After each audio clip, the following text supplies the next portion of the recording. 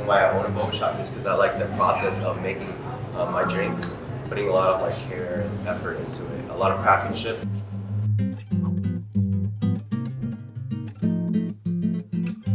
Growing up, I was exposed to a lot of Asian culture, boba culture. Very big. I was actually born in San Diego Valley. San Diego Valley is known as like the Asian hotspot, like the biggest Asian population outside of Asia in the whole world. Out of high school, I actually started selling boba out of a swap. From there, we opened our first store in West Covina called Biwabi. The first 3-4 years, we were losing a lot of money. At the same time, I was going to school full time, so I can actually take shifts there. So basically, this whole time I was eating shit, right? And in order to get to where you are, you just have to like go, like don't be scared. Eventually, 4th, 5th year, we started making money, and I was like graduating college, and I'm so happy. And then I'm like, you know what? I'm gonna do something else. I'm gonna do another concept.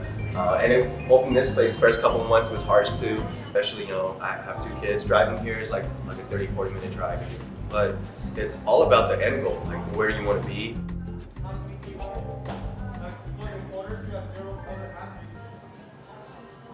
I call this right now. I call my store the third wave boba. It's kind of like third wave coffee. So first boba shops actually popped up, you know, like Quigley's, Tapioca Express. You know, those were like the big franchises that came over from Taiwan. Tea Station was one of the big ones in our area.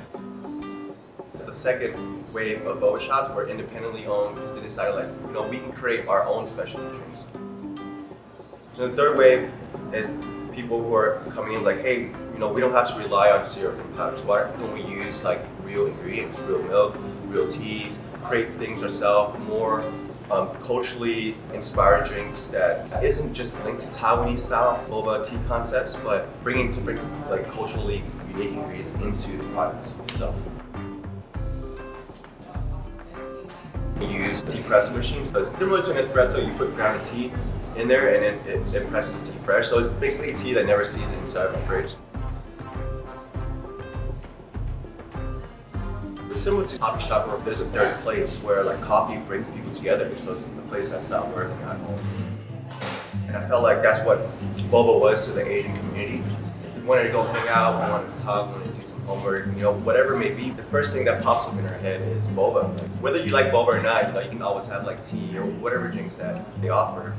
I had customers that actually sit here for like 7 to 8 hours talking, and they don't even realize that time has flew by. It's about the experience, and it's about community and bringing people together, and that's what I wanted to provide to people in America. And because a lot of like Asians, like people from Asia, they don't really like sharing their culture with people who don't understand it. I just feel like it's my obligation, being as an Asian American, you know, we should share a piece of our culture, and we are slowly going there. I believe we are making a step forward and making a footprint in American society, and I'm actually very excited for where we'll go in the future.